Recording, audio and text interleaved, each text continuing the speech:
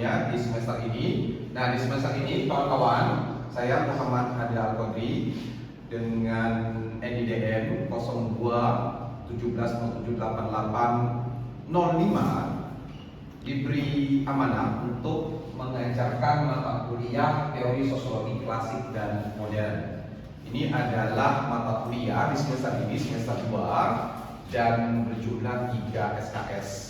Sebelum kita mulai ke materi pertama, kita akan membahas mengenai RS, rancangan pembelajaran semester. Ini menjadi pedoman bagi kawan-kawan mahasiswa, rekan-rekan mahasiswa, ya, tidak hanya membaca secara keseluruhan apa saja mata kuliah ini selama 1 semester, tetapi juga menjadi pedoman kawan-kawan untuk mencari sumber referensi, baik itu buku, jurnal, atau melalui website terpercaya, ya, berkaitan dengan materi teori sosiologi klasik dan modern. Nah, kawan-kawan, ya, kita berkaitan dengan capaian pembelajaran. Ada 2 capaian pembelajaran. Pertama, kawan-kawan sebagai seorang calon kriminolog seperti yang Bapak sampaikan tadi, berkaitan dengan konsep, kemudian teori, metode, mampu bekerja mandiri secara profesional dan terukur. Jika ditanya orang bagaimana tanggapan terhadap suatu kasus, maka kawan-kawan menanggapi secara real kondisi di lapangan dan pembuatannya akan menggunakan teori.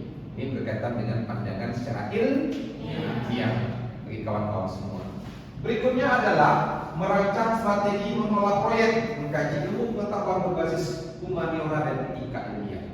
Ini menjadi konteks penting juga, ya, bagaimana rekan-rekan mahasiswa mampu mengembangkan, menganalisis berbagai ilmu pengetahuan yang ada, khususnya berkaitan dengan dunia ilmu kriminologi. Ini beberapa fokusnya capaian pembelajaran mata kuliah terkait dengan pemikiran sosiologi klasik dan modern, berkaitan dengan kontribusi tokoh utama dalam teori sosiologi, analisis fenomena sosial, perbandingan paradigma struktur dan dinamika sosial, dan juga dicapai MK5 aplikasi teori pada dinamika sosial dan kriminalitas. Ini bentuk dari implementasi. Belajar teori, ada praktek dari lapangan. Oke, praktek itu banyak.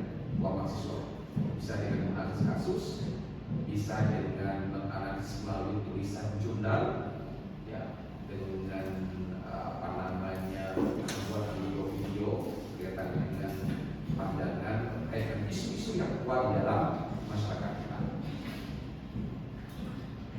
Berikutnya adalah peta pembelajaran.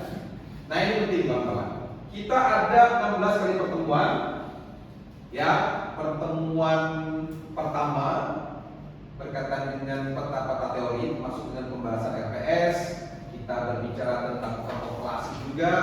Di dalamnya ada beberapa tokoh kunci dari ilmu sosial.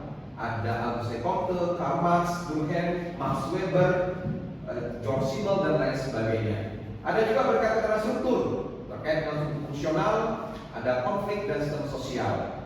Kita juga berbicara atau mempelajari tentang interaksi, ada interaksional simbolik, ya, bagaimana interaksi di dalam masyarakat dengan menggunakan simbol-simbol, kemudian ada berkaitan dengan pertukaran sosial, dan juga ada fenomenologi. Yang kelima ada berkaitan dengan aplikasi dari peta pembelajaran teori sosiologi klasik dan modern ini, berkaitan dengan gender, kriminalitas, dan dinamika kontemporer. Nah, di pertemuan ke 6 dan 7 nanti ada tugas kelompok. Kita akan melakukan diskusi terkait dengan berbagai kasus-kasus, ya, 10 UTS, dan di minggu ke-8, ya, kita melakukan evaluasi atau ujian tengah semester. Nah, di pertemuan ke-14 dan 15 setelah UTS sebelum UAS, kita juga akan melakukan tugas ke kelompok. Kita menganalisis studi kasus. Ini bagian dari implementasi dari pembelajaran teori. Jadi belajar teori, kita akan cari kasus khusus yang up to date di dalam masyarakat kita analis menggunakan teori yang ada. Ya, di pertemuan ke-6 dan 7 kita menggunakan teori-teori kita pelajari di pertemuan pertama, kedua, ketiga, keempat. Ya, di pertemuan ke-15, 14 dan 15 kita akan menganalisis dengan teori-teori di pertemuan ke-9, 10, 11 dan seterusnya. Itu bagian penting bagaimana kita tidak hanya mendengarkan, tidak hanya bertanya, tidak hanya mengetahui teori apa saja dipelajari, tapi juga bagaimana kita menggunakan teori itu dengan menggunakan sebagai pisau analisis untuk menganalisis kasusnya. Oke, setelah Bapak sampaikan RPS, ada yang bertanyakan? Silakan, di tangan dulu. Boleh? Silakan.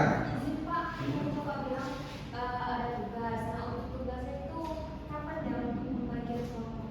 Baik, untuk pembagian kelompok tugas kita yang tadi di pertemuan ke 14, 15, kemudian di pertemuan ke 6 dan 7 ya, itu dibagi nanti setelah kita masuk di pertemuan ke 5. Jadi di pertemuan kelima kita materi terlebih dahulu, setelah itu kita pembagian kelompok. Ya, nanti akan diajak untuk kelompok masing-masing, dan kita akan bagi dalam kelas ini adalah satu kelas 4 kelompok. Oke, dan nanti akan setiap kelompok dengan tema atau kasus yang berbeda-beda. Kita analisis itu di pertemuan keempat. Kemudian untuk sesi kedua, pertemuan 16 ke 15, kita akan kembali kelompok di pertemuan ke-13 setelah materi tentunya. Ini bagian penting ya, dan kelompoknya juga berbeda-beda. Tidak hanya kita berupaya untuk menganalisis kasus, tapi juga bagaimana kita atau kawan-kawan itu bisa beradaptasi dengan baik dengan kawan-kawan lain, tentunya yang berbeda kelompok. Jadi tidak hanya pengetahuan terkait dengan materinya, tapi juga berkaitan dengan teamwork. Oke, setelah RPS setelah menyampaikan RPS kita ke bagian inti berkaitan dengan sejarah lahirnya teori sosiologi, kawan-kawan. Kita ke salah satu tokoh sosiologi atau sosiolog, John Dreiser, sosiolog dari Amerika Serikat, yang mendefinisikan atau menganalisis dari lahirnya sosiologi. Menurut John Dreiser itu lahirnya itu karena ada kekuatan sosial dan juga kekuatan secara intelektual. Jadi ada dua, kekuatan sosial dan kekuatan intelektual. Nah, dari pandangan John Dreiser, dua kekuatan ini lahir dari berbagai peristiwa-peristiwa yang terjadi di dalam masyarakat. Setidaknya selama beberapa waktu tertentu, menurut John Dreiser, ada 7 kekuatan sosial yang menjadi penyebab lahirnya teori sosiologi, dan ini bagian dari perjalanan sejarah dari peradaban dunia. Oke, yang pertama berkaitan dengan revolusi politik yang berawal dari revolusi Prancis. Ini bagian penting perjalanan tentang demokrasi.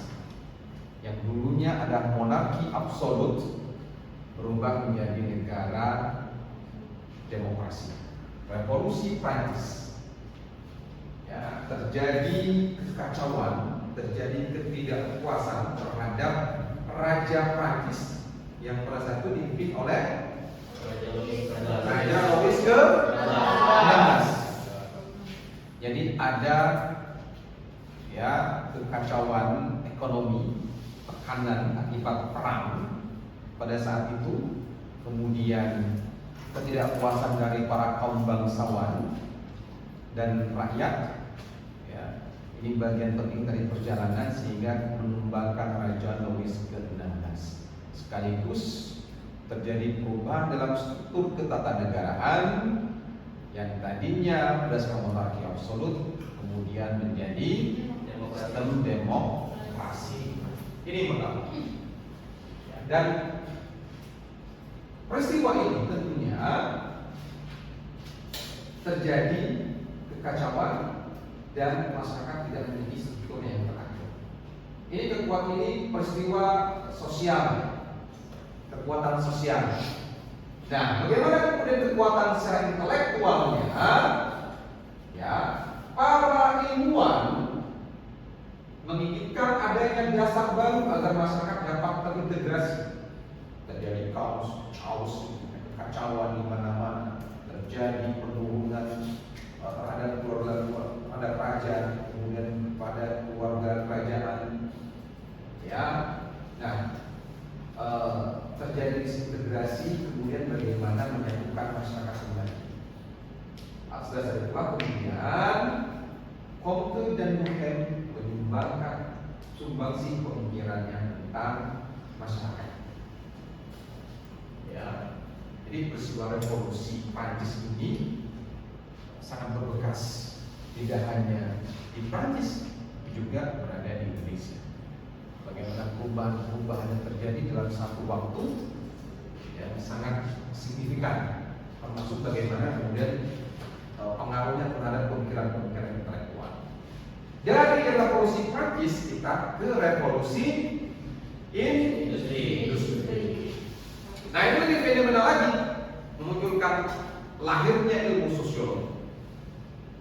Ya, revolusi industri. Dari revolusi industri kemudian memunculkan yang namanya kapitalisme. Terjadi peristiwa penting yang merubah kebiasaan hidup masyarakat Eropa pada akhir abad ke-19 dan menuju awal abad ke-20. Revolusi industri, perubahan, ya, memunculkan banyak dunia industri di Eropa pada saat itu. Kemudian industri yang tadinya menggunakan tenaga manusia berubah menjadi menggunakan tenaga mesin. Inilah yang mendorong bagaimana perubahan yang terjadi di masyarakat. Ya, industri berdampak kepada ekonomi dan juga berdampak kepada perubahan pola perilaku dan struktur sosial masyarakat. Ya, mentransformasikan masyarakat saat itu dari budaya bertani berubah menjadi haluan menjadi budaya industri. Terjadi urbanisasi, perpindahan penduduk dari desa ke kota.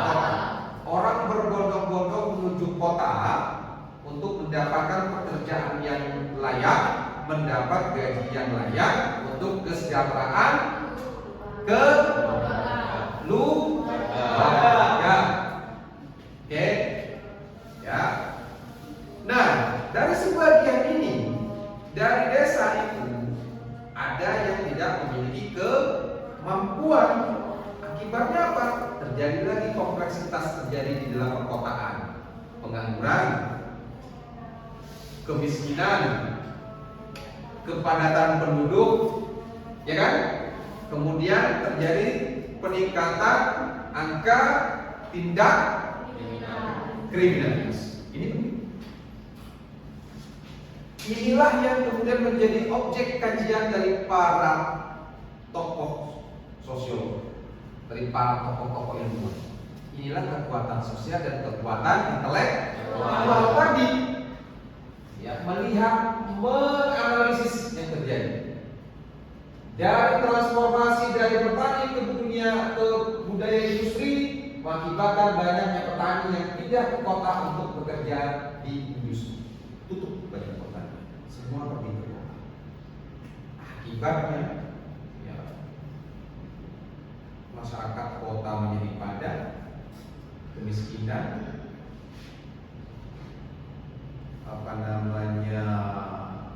pemukiman kumuh, kebisingan, dan lain sebagainya. Ini kompleksitas yang terjadi dari perkembangan revolusi dan menciptakan kapitalisme, memunculkan perusahaan-perusahaan besar, ya, perusahaan multinasional, transnasional. Kalau dulu kita ada Carrefour yang sekarang bertransformasi menjadi Transmart, terus bukan, ya kan? Dari mana? Dari Prancis. Tidak hanya di Indonesia, tapi juga di luar sana. Minuman kita minum di hari Lebaran. Ada Sprite, Coca-Cola, Fanta, Pepsi. Tidak hanya produknya di Indonesia, tapi produknya di Amerika sana. Ya kan? Itu jadi kebiasaan kita di hari-hari Lebaran. Idul Fitri, Idul Adha, ya kan? Apalagi Lebaran di Bangka Belitung kan paling banyak. Maulid Nabi Muhammad, Perwaan, buka puasa 6, 1 Muharram, banyak. Biasa apa namanya budaya-budaya kita, dan itu rata-rata menggunakan minuman ini, Coca-Cola, Pepsi, Fanta dan sebagainya. Ini bagian dari menggunakan kapitalisme. Sementara itu para kapitalis atau modal yang jumlah sedikit semakin mendapatkan keuntungan yang besar dan bertambahnya pekerja di bidang industri. Jadi kalau kapitalis menginginkan prinsipnya modal ini dikeluarkan sekecil-kecilnya, lalu mendapatkan keuntungan sebesar. Itulah sistem kapitalis. Revolusi industri dan kapitalisme tersebut menghasilkan reaksi pertentangan sehingga menimbulkan gejolak yang begitu dahsyat di Eropa, mendorong para kekuatan intelektual seperti Durkheim, Weber, Marx, Simon untuk memahami permasalahan yang terjadi dan mencari jalan keluar dari realita yang sedang terjadi. Ini salahnya di mana? Apa yang terjadi dengan masyarakat? Apakah kemudian industri ini menciptakan pragmatisme? Tahu pragmatisme? Sikap pragmatis yang pengen cepat ada, instan, ya. Tidak mau berproses lama. Kalau bertani kan lama. Mau menanam, menjaga, memupuk, menyiram, membersihkan rumput-rumput dan segala macam. Ketika pergi industri, kita bekerja dapat uang. Di Bangka Belitung juga sama. Kalau kita kaitkan di Bangka Belitung, kita pernah terciptanya sikap pragmatisme. Dulu kita bertani lada, ya kan? Lama proses lada itu. Bertahun-tahun kita menanam lada untuk sampai panen. Muncul kemudian era pertambangan timah. Orang tidak mau lada lagi, timah aja. Hari ini kita ke tempat tambang, kita dapat 2-3 kilo, 1 kilonya 200.000 atau 150.000, kita dapat 5-6 kilo sudah berapa ratus ribu, bisa jutaan dalam satu hari. Cepat kan? Pragmatisme yang pada akhirnya mematikan pertanian lada kita. Kenapa pertanian lada kita? Karena melalui produknya itu untuk white paper, dan itu terkenal sampai dengan negeri Belanda. Ini bagian dari perjalanan bagaimana industri ini menciptakan pragmatisme. Ya, dan inilah kemudian yang menjadi jalan keluarnya dianalisis oleh para tokoh. Nah, ini siapa namanya? Marx. Teorinya tentang pemikirannya terkenal tentang teori konflik antara kaum borjuis dan proletar. Kalau ini teori tentang berkaitan dengan tentang apa? Tentang kapitalisme. Wilhelm tentang apa?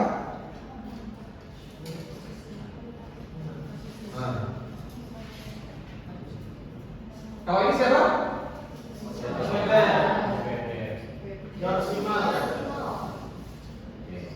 Jadi kalau dalam ilmu sosiologi itu trinitasnya itu ada 3. Pertama adalah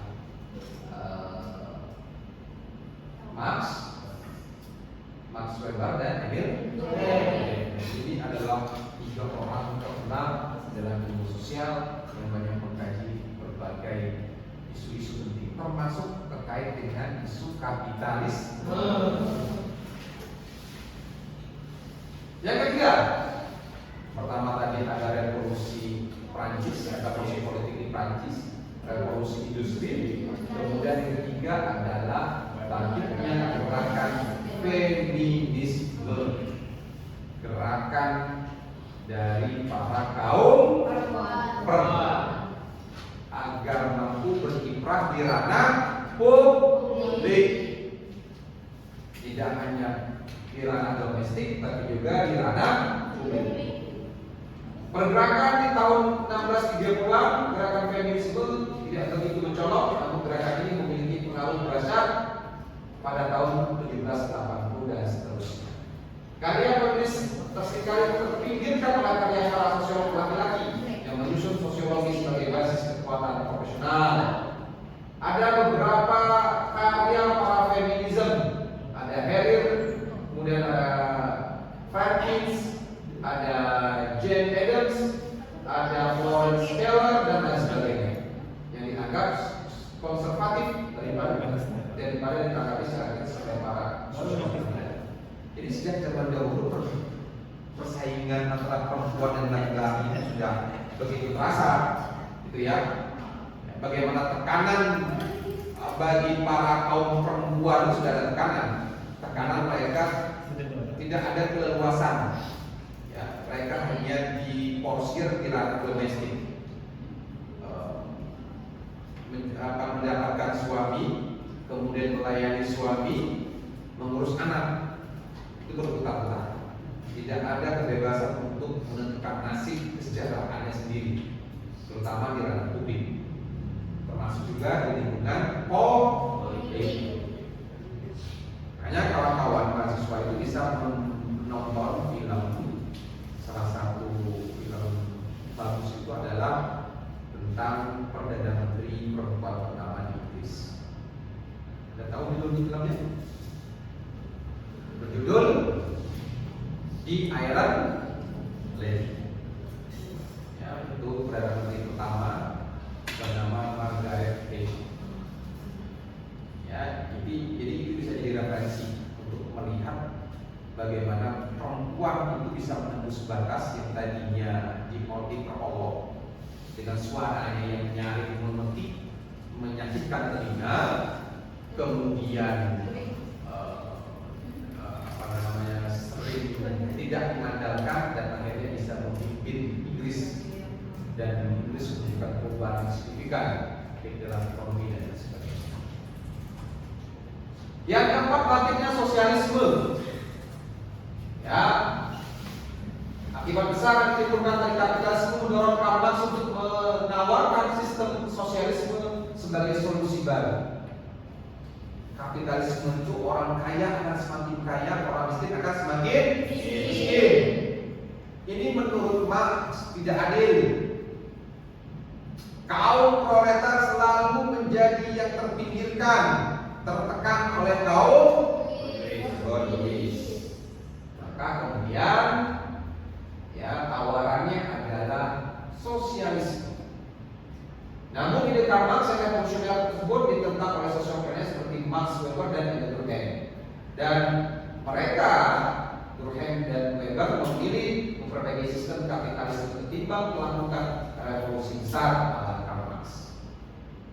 Ya, sosialisme itu kan semuanya sama, tidak ada yang paling tinggi, tidak ada yang paling rendah, sama rata saja. Itu sosialisme. Kalau orang lain kaya, ya berbagi, menolong orang yang miskin. Ya, jadi tidak terlalu besar perbandingan, seimbang. Yang kelima tadi, revolusi industri berkaitan dengan urbanisasi, perpindahan masyarakat dari desa ke kota. Ya, karena kota telah menjadi pusat pendidikan, hiburan, pendirian pabrik dan aktivitas ekonomi. Dari dulu sampai dengan sekarang, kota itu selalu menjadi pusat. Beramai-ramai orang datang dari kampung pergi ke kota. Ya, yang paling parahnya adalah ketika mereka tidak punya skill. Makanya kalau kita mau pergi ke kota itu merantau, kita punya skill atau tidak? Jangan menjadi beban. Jadi bebannya apa? Kalau tidak punya skill, kita susah mencari pekerjaan. Kalau tidak punya pekerjaan, kita akan terlantar, kelaparan, kemiskinan, menciptakan ketertiban umum, dan akhirnya menciptakan tindak kriminalitas. Oke. Dan kondisi ini tadi para sosiolog untuk mengkaji kondisi tersebut sesuai dengan keilmuan mereka sehingga dapat menemukan solusi yang tepat dari efek dari atau akibat dari terjadinya urbanisasi kriminal, berlebihan penduduk atau kepadatan penduduk, kemacetan, pengangguran dan lain sebagainya. Baik kawan-kawan, itu tadi materi kita terkait dengan lahirnya ilmu sosiologi. Ada yang bertanya? Silakan. Tadi kan sudah dijelaskan, akhirnya sosiologi disebabkan adanya kekuatan sosial dan kekuatan intelektual yang terjadi selama beberapa kurun waktu tertentu sesuai dengan tujuh kekuatan sosial. Nah, pertanyaannya Pak, kalau misalkan kekuatan sosial dan kekuatan intelektual ini terpecah belah atau terpisahkan, apa yang terjadi dengan tujuh kekuatan sosial? Baik, tadi memang kita lihat bahwa lahirnya sosiologi itu karena ada kekuatan sosial dan kekuatan intelektual di dalamnya. Nah, bagaimana kalau dua kekuatan ini terpecah? Ya, apakah kemudian tujuh menjadi akan terjadi atau seperti apa? Yang jelas kalau kita lihat ini munculnya berbagai. Jadi kalau pecah bagaimana?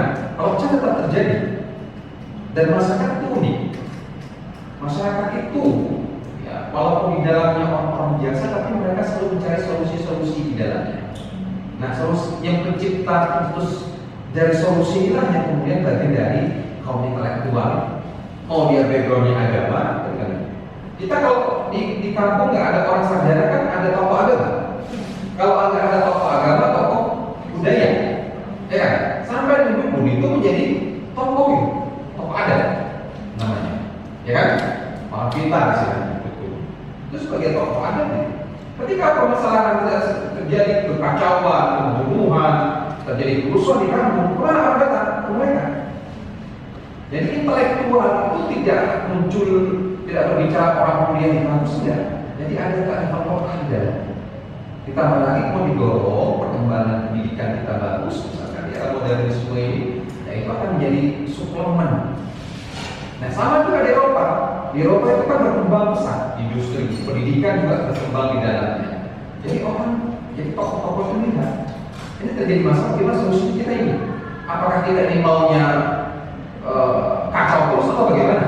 Nah, ini bagian dari imunitas masyarakat itu terbangun dengan baik. Kalau ada ibarat tubuh, kalau ada luka sedikit, dia akan imun kita akan bereaksi. Oh, dia akan menyembuhkan kita kembali. Masyarakat juga sama. Jadi dua kekuatan ini tidak harus dipisahkan. Tidak harus terpisahkan. Ya, mereka saling mendukung dan satu sama lain. Jika terjadi kekacauan, jika terjadi permasalahan yang klik, maka akan diselesaikan. Siapa orangnya? Termasuk bagaimana mungkin ada tokoh-tokoh ilmuwan mereka menganalisis. Itu paling penting untuk kita lihat. Oke? Ya. Begitu? Ya. Ini menjadi kunci penting bagi kawan-kawan untuk mempelajari, ya, untuk mengetahui, memahami, menganalisis berbagai pemikiran-pemikiran dari para tokoh sosiologi, mulai dari Ernst Comte, Marx Durkheim, mulai dari klasik, modern, nanti ada fase-fasenya. Nanti kawan-kawan akan belajar lagi nanti tidak hanya teori sosiologi klasik, tapi juga belajar teori kriminologi modern, teori postmodern. Ya, di fasenya adalah klasik, modern, kemudian postmodern. Ada strukturalisme juga di dalamnya, mengkaji berbagai fenomena. Ini kesempatan bagi kawan-kawan calon kriminologi untuk mengambil semua pemikiran-pemikiran, mempelajari semua pemikiran ini untuk dianalisis, diimplementasikan di dalam dunia kriminologi. Ada kasus-kasus tertentu dianalisis menggunakan teori sosiologi. Oke, dan tutup. Terima kasih. Wabillahi taufiq wal hidayah. Assalamualaikum warahmatullahi wabarakatuh. Kita jumpa lagi.